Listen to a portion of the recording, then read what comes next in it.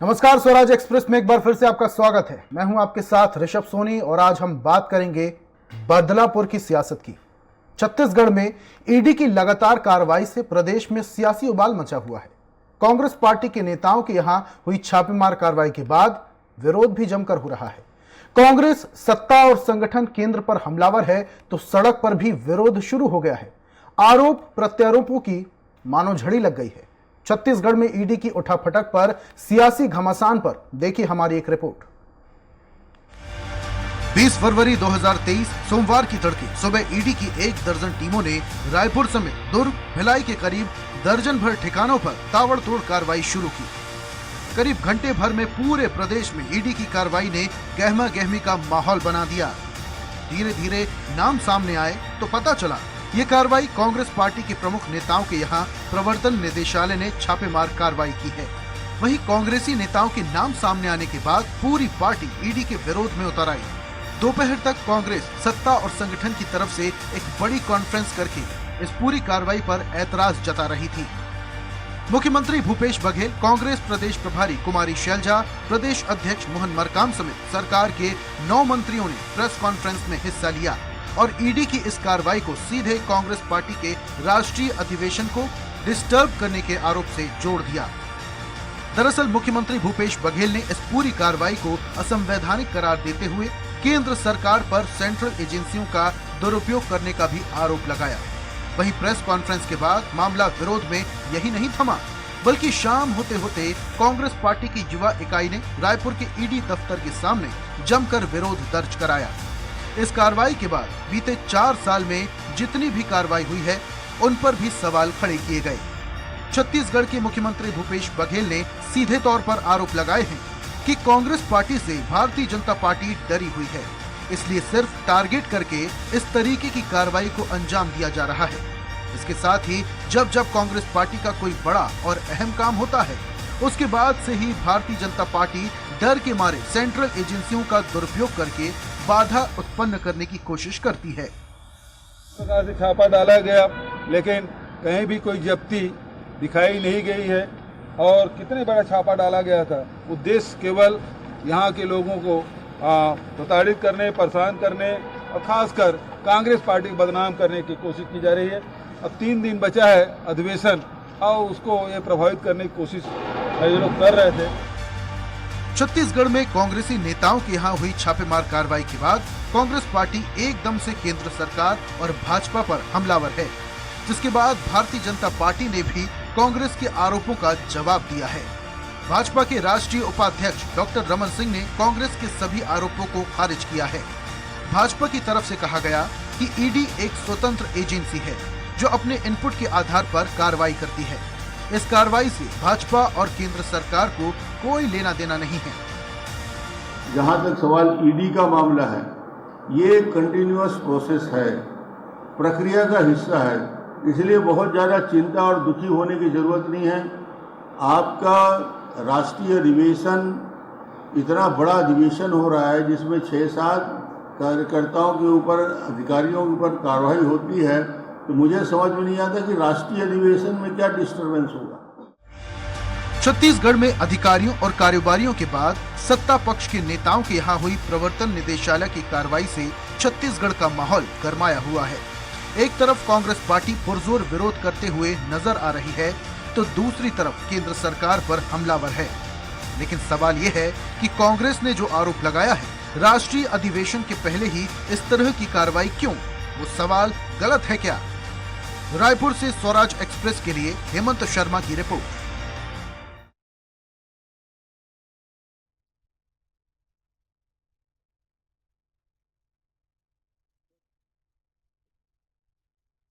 से अब छत्तीसगढ़ में ईडी की कार्रवाई के बाद वाद विवाद शुरू हो गया है, वार पलटवार शुरू हो गया है। उसके बाद छत्तीसगढ़ की सियासत में एक अलग ही भूचाल आ गया है। कांग्रेस पार्टी जिसका कहना है कि ईडी तो सिर्फ एक बहाना है, असली मकसद तो सत्ताधारी पार्टी पर दबाव बनाना है, और दूसरी तरफ बीजेपी का कहना है कि भाई ईडी की कार्रवाई है, स्वतंत्र एजेंसी है, वो अपना काम कर रही है। इस पर हम चर्चा करेंगे। तमाम मेहमान हमारे साथ मौजूद हैं। कांग्रेस नेता सुरेंद्र वर्मा जी हमारे साथ जुड़ चुके हैं, बीजेपी नेता संजय श्रीवास्तव हमारे साथ जुड़ चुके हैं और राजनीतिक विश्लेषक भी हमारे साथ जुड़ चुके हैं। सबसे पहले कांग्रेस प्रवक्ता वर्मा साहब की ओर बढ़ूंगा मैं। वर्मा साहब, ईडी अपना काम कर रही है, स्वतंत्र एजेंसी है, इसमें बीजेपी का कहां से हाथ है?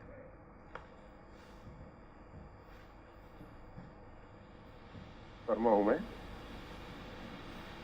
हेलो जी वर्मा साहब, सुन पा रहे हैं? वर्मा नहीं, शर्मा हूं भाई मैं। जी माफ कीजिएगा शर्मा साहब। बात ये है कि हिंदुस्तान में पहली बात ये है कि जितने भी भ्रष्टाचार है, जितने भी करप्शन है, या जितने भी आर्थिक कोई गतिविधियां गलत हो रही हैं, तो क्या सिर्फ जहां भाजपा की सरकार नहीं वहीं हो रही है? आप लगातार देख लीजिए पूरे हिंदुस्तान में पिछले कई अगर आप 7-8 साल की गतिविधियों को अगर देखेंगे तो जिन जिन राज्यों में गैर भाजपा सरकार है वहां पर जब जब कोई महत्वपूर्ण विषय आता है, जब चुनाव का समय आता है या जो नेता उनके पक्ष में नहीं होते, ऐसे तमाम नेताओं को डराने के लिए, धमकाने के लिए ईडी कार्रवाई करती है। ईडी ने इतने लोगों के ऊपर कार्रवाई की, कितने लोगों की सजा हुई है? 2% कन्विक्शन रेट नहीं है। तो ये जो हम कैसे कहेंगे हमारे यहाँ अधिवेशन हो रहा है, राष्ट्रीय अधिवेशन हो रहा है, और राष्ट्रीय अधिवेशन में जिन लोगों को जिम्मेदारियां दी गई है, ऐसे तमाम लोगों के यहाँ छापा मारने का क्या मतलब होता है? इसका मतलब ये भी तो होता है कि आप जो है सुरेंद्र जी माफ कीजिएगा, बहुत निवेदन के साथ आपको रोक रहा हूं। आप कह रहे हैं कि ऐसे में दबाव बनता है, ईडी अपना काम कर रही है, और अगर आपका एक विशेष बड़े स्तर पर, राष्ट्रीय स्तर पर एक फंक्शन हो रहा है, कार्यक्रम हो रहा है, उसमें कैसे फर्क पड़ेगा ईडी की छापेमार कार्रवाई के बाद? जरा ये भी बताएं। ये दबाव का प्रश्न नहीं है, बात ये है कि विषय वस्तु को इधर उधर करने की बात, तो दबाव की बात नहीं है।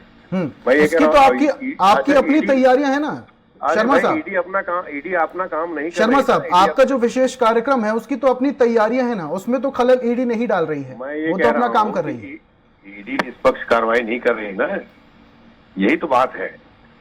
तो इसीलिए तो ये प्रश्न पैदा हो रहा है ना। प्रश्न इसलिए पैदा हो रहा है कि ईडी की कार्रवाई निष्पक्ष नहीं है। हमको ये लगता है कि जानबूझ कर हरासमेंट करने के लिए हर दफा ईडी की कार्रवाई भारतीय जनता पार्टी के विशेष लोगों के निर्देश में होता है, और जब भी होता है तो ईडी अपना वक्तव्य जारी करे ना भाई। भारतीय जनता पार्टी क्यों अपना वक्तव्य जारी करती है? भारतीय जनता पार्टी जो है क्या ईडी के लोग स्पोक्स पर्सन है? तो इस तरह की जो बात है, ये सारी बातें छत्तीसगढ़ की जनता भी देख रही है, हिंदुस्तान के लोग भी देख रहे हैं। हमको आपत्ति इस बात पे है। ठीक है शर्मा साहब, वापस आऊंगा आपके पास। बीजेपी नेता संजय श्रीवास्तव भी जी हमारे साथ जुड़ चुके हैं। संजय साहब, पूरी बात आपने सुरेंद्र शर्मा जी की सुनी। बीजेपी क्यों दबाव बना रही है? आखिर किस बात का डर है आपको? 4 साल की जो कांग्रेस की सरकार है, 2023 में चुनाव आने वाले हैं, क्या इस बात का डर है कि वापस से कांग्रेस ना आ जाए, इसलिए दबाव बनाने की कोशिश की जा रही है ईडी के जरिए?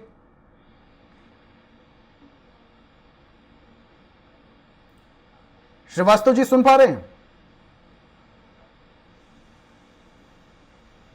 संजय जी, मेरी आवाज आप तक पहुंच पा रही है? संजय जी, मेरी आवाज आप तक पहुंच पा रही है?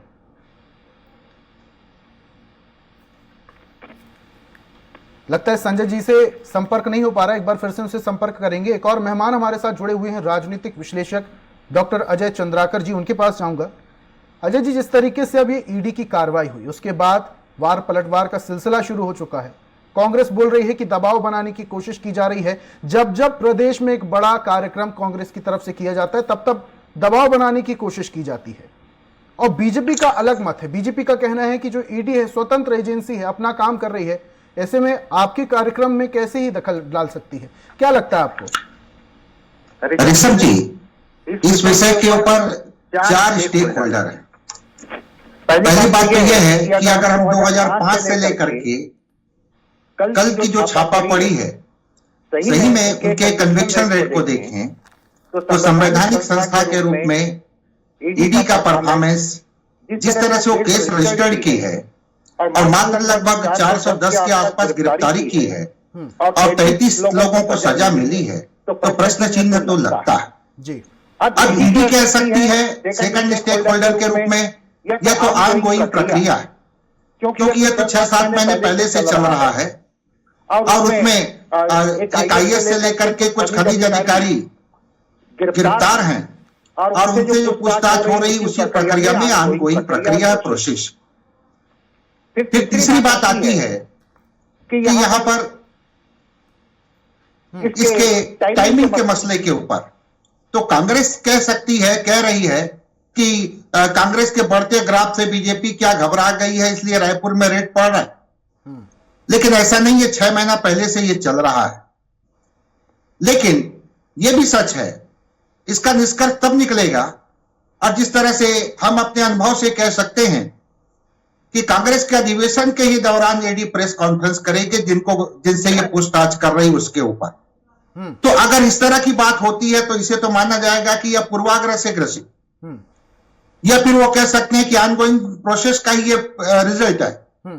ठीक है। लेकिन यह भी है कि चाहे यूपीए की सरकार रही हो या एनडीए की सरकार, दोनों सरकारों में पहले सुप्रीम कोर्ट जैसा बोली कि सीबीआई सरकार का तोता है, और आज ईडी के ऊपर बात हो रही, तो संवैधानिक बॉडी के रूप में इनको अपने विश्वसनीयता को और सार्थक साबित करना चाहिए।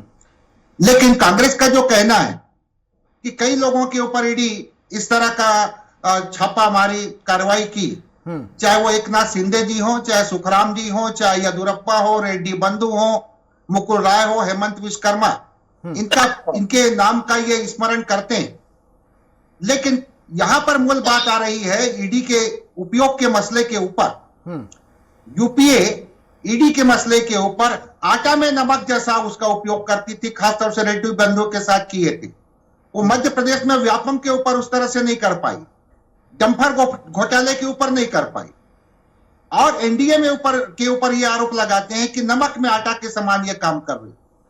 तो ये राजनीतिक स्टेटमेंट है, लेकिन संवैधानिक बॉडी के रूप में ईडी कह सकती है कि नाउ ए डे हम ऑनगोइंग प्रोसेस में ही चल रहे। अजय साहब, आपकी बातों से ये तो समझ में आता है कि कैसे भी करके बीजेपी कुर्सी हासिल करना चाहती है, साम दाम दंड भेद चाहे जैसे भी हो, बस कुर्सी रहे और सत्ता पक्ष में रहे। वापस से आऊंगा आपके पास, बीजेपी नेता हमारे साथ जुड़ चुके हैं, संजय जी। संजय जी, मेरी आवाज आप तक पहुंच पा रही है? जी संजय जी, आपने पूरी बात सुनी। सुरेंद्र शर्मा जी ने क्या कहा, राजनीतिक विश्लेषक हमारे साथ जुड़े हुए हैं चंद्राकर जी, उन्होंने क्या कहा, पूरी बात आपने सुनी। उसका सार मैं आपसे जानना चाहूंगा, बीजेपी पार्टी क्यों दबाव बनाना चाहती है राज्य सरकार पर, और दूसरी चीज ये ईडी कार्रवाई करती है, बीजेपी पार्टी जवाब क्यों देती है?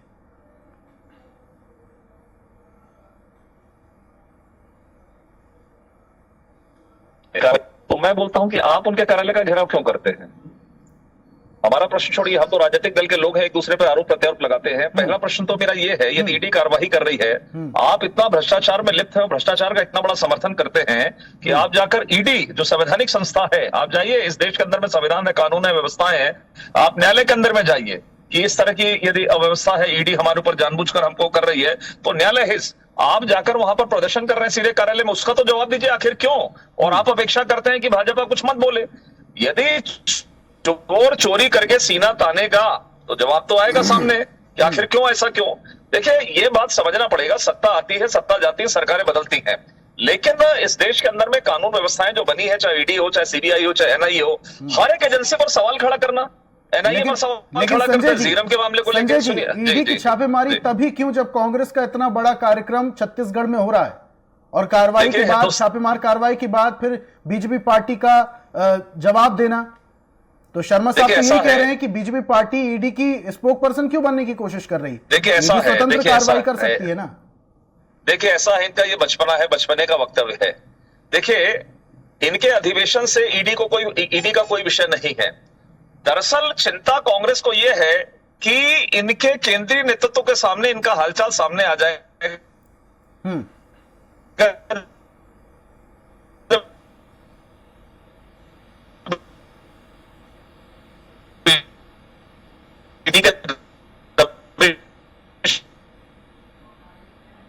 संजय जी, नेटवर्क की समस्या है शायद, पड़ेंगे की समस्या, और यहाँ पर ये सूचनाएं सामने हो रहा है, ये इनके लिए होते हैं। अभी आपको राहुल गांधी की भारत जोड़ो यात्रा कोविड के लिए गाइडलाइन तय करी, तो वहां खड़े हो गए कि भारत जोड़ो यात्रा निकल रही है, इसलिए बीजेपी घबरा रही है, तो बोल रही है कि कोविड के कारण अपनी यात्रा बंद करो। तो इनका तो यही है कि हर एक चीज पर सवाल खड़ा करना, और उसका मकसद यह है कि भ्रष्टाचार को समर्थन करना। दरअसल राहुल गांधी को जब ईडी ने बुलाया था वक्तव्य देने के लिए, पूरे देश में से कांग्रेस के लोगों को इकट्ठा किया गया। अरे भाई, यदि आप ईमानदार हैं तो आपको ईडी के सामने जाने में, उनके दफ्तर के सामने जाने में क्या दिक्कत है? कहीं न कहीं मन के अंदर में चोर है, इसलिए अब इकट्ठे हो जाते हैं सब पे सब। ठीक है। चाहिए सीना चौड़ा करके। ठीक है संजय जी, आऊंगा आपके पास वापस से। नरेंद्र मोदी जी अकेले गए थे, अकेले। ठीक है संजय जी, आऊंगा आपके पास वापस से आऊंगा। शर्मा साहब, पूरी बात सुनिए आपने श्रीवास्तव जी की, क्या कहेंगे? चोर की दाढ़ी में तिनके वाली बात कर रहे हैं। और दूसरी सवाल मेरा आपसे यह भी रहेगा कि जगदलपुर में बीजेपी के कार्यकर्ताओं, बीजेपी कार्यालय का घेराव एनएसयूआई के द्वारा ईडी की कार्रवाई थी। अगर ईडी का विरोध है तो ईडी दफ्तर का घेराव किया जाए, बीजेपी कार्यालय का क्यों?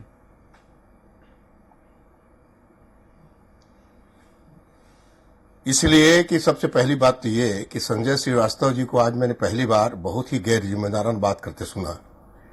ये हमको बच्चा कह रहे हैं, बचपना की बात कर रहे हैं हम। राजनीति में कांग्रेस पार्टी के, जब कांग्रेस पार्टी बनी तो आपकी पार्टी का जन्म भी नहीं हुआ था और आप हमारी बात को बचपना कह रहे हैं। अरे सत्ता आपके हाथ में है, इसका ये मतलब आप ये मत समझ लीजिए कि कांग्रेस पार्टी बहुत कमजोर है या हम लोग बहुत कमजोर हैं। और हम इसलिए विरोध करते हैं भारतीय जनता पार्टी का कि भारतीय जनता पार्टी के इशारे पर ईडी के छापे पड़ रहे हैं। ये देश की जनता इतनी अंधी नहीं है जो नहीं समझती। आप अजीत पवार को सवेरे पकड़ते हैं, शपथ ग्रहण करा देते हैं सवेरे 4 बजे, समस्त संस्थाओं को मजाक बना के रख दिया। हमारी बात को आप बचपना कहते हैं। मेरे को संजय भाई आपसे इस तरह के बात की उम्मीद नहीं थी। कम से कम मैं सामने बैठा हूं, आप मेरी बात को बचपना कह रहे हैं, ये बात मुझको कतई स्वीकार नहीं है। चलिए जवाब ले लें। जी संजय जी बोलिए। देखिए ऐसा है, इतना इरिटेशन होने की जरूरत नहीं है सुरेंद्र जी, आप भी वरिष्ठ नेता हो, आपको इतनी तकलीफ नहीं हुई। इस देश के अंदर में संवैधानिक व्यवस्था है, आपने सीधा सीधा सवाल खड़ा कर दिया कि भारतीय जनता पार्टी के इशारे पर है। कौन सा केंद्रीय संविधान है, कौन सा कानून है जो सीधे तौर पर यह कह दे कि किसी राजनीतिक दल के इशारे पर ईडी का छापा होता है? और आप में यदि हिम्मत है तो कोर्ट में जाके वक्तव्य 50 उदाहरण है, 50 उदाहरण है भारतीय जनता पार्टी के पक्षपात करने के। 50 उदाहरण है, 50 उदाहरण है। आप सवेरे 4:30 बजे किस आधार पे महाराष्ट्र में शपथ ग्रहण करवाए थे बताइए? कैसे 1 घंटे में अजीत पवार के सारे प्रकरण वापस हो गए बताइए? क्यों नहीं बताते आप? जो लोग आपके भारतीय जनता पार्टी में नहीं थे तो बड़े भारी भ्रष्टाचारी थे, मगर भारतीय जनता पार्टी में शामिल होते हुए कैसे पवित्र हो गए, इस बात को देश की जनता जानना चाहती है। और यदि सुन लीजिए, आप मुझे ये बताइए, 2 चीज बताइए। यदि आपको लगता है कि ईडी के इशारे पर एक आध एफिडेविट दीजिए कोर्ट में आप अपने नाम से कि ये भाजपा के इशारे पर हो रहा है। क्यों नहीं हिम्मत है? केवल राजनीतिक बयान देने से होता, आपको तकलीफ हो रही इतना सुन के। और यदि राहुल गांधी को ये वक्तव्य देने के लिए बुलाया गया तो पूरी पार्टी इकट्ठे होने की क्या जरूरत थी? आज मुझे जिम्मेदार नेता है ना आप, बताइए मुझे, पूरे देश से नेता इकट्ठा करने की क्या जरूरत थी? ईडी के यहां जाकर आपको कल प्रदर्शन करने की क्या जरूरत? बताइए शर्मा जी।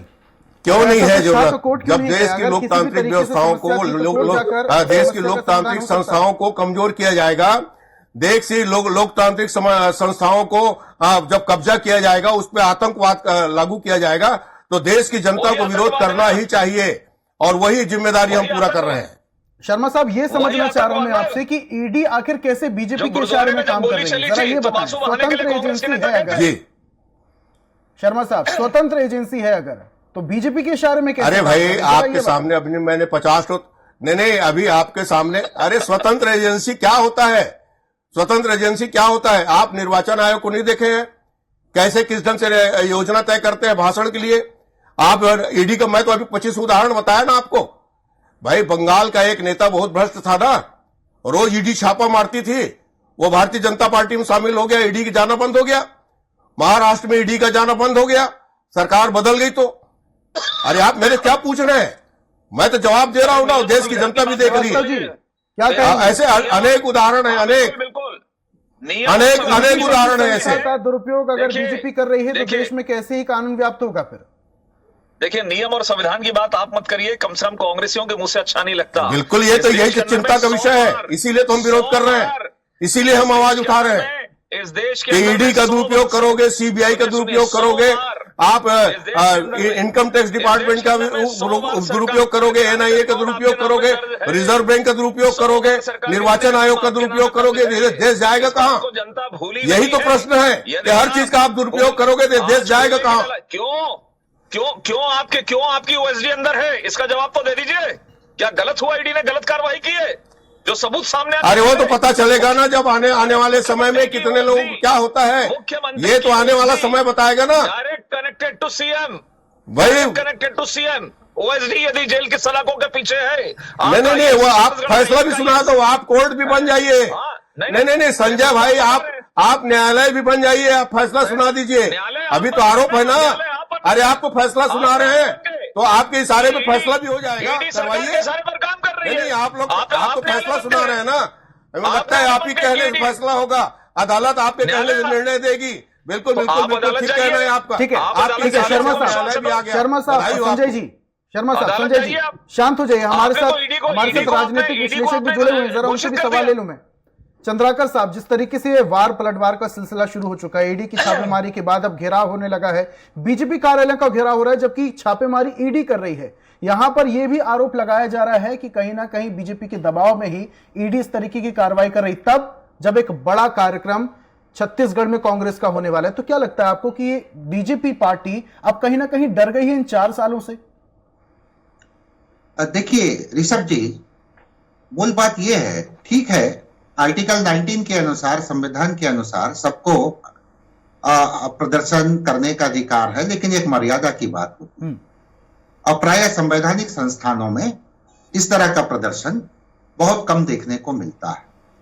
रही बात यहां पर, मूल बात यह है कि जैसे डॉक्टर रमन सिंह जी का जो कार्यकाल था, तो उस समय भी विरोधी पार्टी जिस तरह से आरोप लगाते थे, ब्यूरोक्रेसी किस तरह से हावी, लेकिन ये ब्यूरोक्रेट इतने चालाक होते हैं, ब्यूरोक्रेसी में वो नाम बदलते रहते हैं और इनके शिकार जो सत्ता में रहते हैं वो हो जाते हैं। कांग्रेस कह सकती है कि कोल खनन से लेकर के निविदा से लेकर के आवंटन तक ये केंद्रीय सूची का विषय है, लेकिन ले भी तो छत्तीसगढ़ शासन में ये कलेक्टर लोगों को मिल रहा है। और जिस तरह से ईडी उसमें जांच की है, कांग्रेस अपने अधिवेशन में यहां पर यह कहती है कि हम सही में भ्रष्टाचार मुक्त देश को या प्रदेश को एक शासन देना चाहते हैं। अजय साहब, माफ कीजिएगा, बड़े निवेदन के साथ रोकना चाह रहा हूं, लेकिन जो सत्ताधारी पार्टी है वो लगातार ये कहती है इन 4 सालों में इतना ज्यादा छत्तीसगढ़ का विकास किया है, जिस व्यक्ति की हैसियत चप्पल खरीदने की नहीं थी वो गोबर खरीद के स्प्लेंडर खरीद चुका है, इतना विकास हमने किया। लेकिन इस बात में भी तो दोहराए नहीं है ना कि ये पूरा विकास सिर्फ 4 साल में तो नहीं हुआ होगा, इससे पहले वाली जो पार्टी होगी वो भी सतत प्रयास कर ही रही होगी। जी, जब हम मध्य प्रदेश में थे तो मैं पंडित रविशंकर शुक्ल जी को कैसे विस्मृत कर सकता हूं। वहां से बढ़ते बढ़ते चाहे सुंदरलाल पटवा जी हो, कैलाश जोशी जी हो, या फिर अंत में दिग्विजय सिंह जी, अजीत जोगी, ये तो विकास डॉक्टर रमन सिंह जी और मुख्यमंत्री भूपेश बघेल जी सबका योगदान है। अपने अपने कैपेसिटी, अपने अपने राजनीतिक पर्यावरण और चुनौतियों के अनुसार किए। लेकिन ये अलग बात है कि अलग अलग शासन में अलग अलग जो बजट का साइज रहा है उस हिसाब से वो नीतियां बनाए हैं, और यह सरकार ग्रामीण विकास के मसले समय की बात है। अजय साहब, समय की बात है, जल्दी से एक सवाल मैं शर्मा साहब से ले लेता हूं। शर्मा साहब, ये जो कार्रवाई हो रही है, लेकिन ये अब आवाज उठाई जा रही कांग्रेस पार्टी की तरफ से कि झुकेंगे नहीं, भले ही गर्दन कटा लेंगे, किस तरीके से सामना करेंगे? जल्दी से सवाल का जवाब दीजिएगा 20 सेकंड में, उसके बाद संजय जी की ओर जाऊंगा।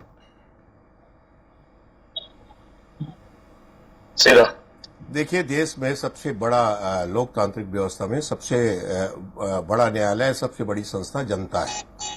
तो जनता के बीच में सच्चाई को ले जाया जाएगा, जनता के बीच में सारी बात बताई जाएगी, और जनता ही फैसला करती है। हिंदुस्तान में लोकतांत्रिक व्यवस्था है, हमको लोकतांत्रिक व्यवस्थाओं पर विश्वास है, और हम तो एक ही बात कहते हैं कि सत्ता आने जाने वाली चीज है। जो यहाँ की निर्धारित लोकतांत्रिक संस्थाएं हैं उसके लोकतंत्र को की विश्वसनीयता को बनाए रखना चाहिए, इसका राजनीतिक दुरुपयोग नहीं होना चाहिए। ठीक है, संजय साहब क्या कहेंगे? 20 सेकंड का वक्त है, जनता सब जानती है, जनता देख रही है, जवाब मिल जाएगा। संजय साहब, 20 सेकंड का वक्त है। संजय साहब, मेरी आवाज पहुंच पा रही है आप तक? लगता है उनसे संपर्क नहीं हो पा रहा है। दुरुपयोग हो रहा है जी। Hello hello hello. जी, बिल्कुल सुन पा रहे हैं। देखिए, ऐसा है जनता ही आरोप लगा रही है कि जनता के पैसों का दुरुपयोग किस तरीके से भूपेश बघेल की सरकार कर रही है। हमारा पूरा स्पष्ट मानना है कि देश में संविधान, कानून, व्यवस्थाएं हैं, जो संवैधानिक संस्थाएं हैं। अपनी राजनीति चमकाने के लिए संवैधानिक संस्थाओं पर कम से कम हमला मत करें और देश के संविधान और कानून और न्यायालयिक व्यवस्था पर कम से कम कांग्रेस विश्वास करे। ठीक है, बहुत बहुत शुक्रिया तीनों मेहमानों का हमारे साथ जुड़ने के लिए। और ये चर्चा का आखिरी पड़ाव, कांग्रेस नेता सुरेंद्र शर्मा हमारे साथ जुड़े हुए थे, बीजेपी नेता संजय श्रीवास्तव और राजनीतिक विश्लेषक डॉक्टर अजय चंद्राकर हमारे साथ जुड़े हुए थे। तीनों मेहमानों का जुड़ने के लिए, अपने तर्क रखने के लिए, चर्चा में शामिल होने के लिए बहुत बहुत शुक्रिया। और आज हम बात कर रहे थे बदलापुर की सियासत की। छत्तीसगढ़ में ईडी का छापा कांग्रेस के तमाम नेताओं के हैं और जिसके बाद बवाल मच गया, वार पलटवार का सिलसिला शुरू हो गया। अब देखने वाली बात यह है कि इस विरोध का क्या कुछ नतीजा निकलता है, क्या ईडी की छापेमारी का कुछ असर कांग्रेस पार्टी के नेताओं पर पड़ता है या फिर यह छापेमारी उल्टी पड़ सकती है। तमाम अपडेट्स के लिए आप देखते रहिए स्वराज एक्सप्रेस। नमस्कार।